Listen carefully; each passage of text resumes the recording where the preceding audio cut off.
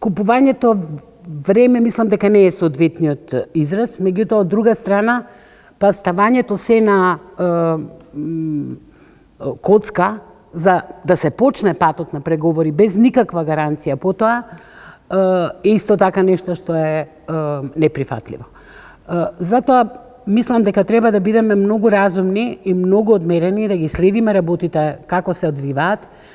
затоа што ние обично чекаме една работа да ги реши еден настан, Deus ex machina, да ги реши сите наши проблеми, но тоа не се случува така во Европската Унија. Нема да биде тоа еден чекор кој што ќе биде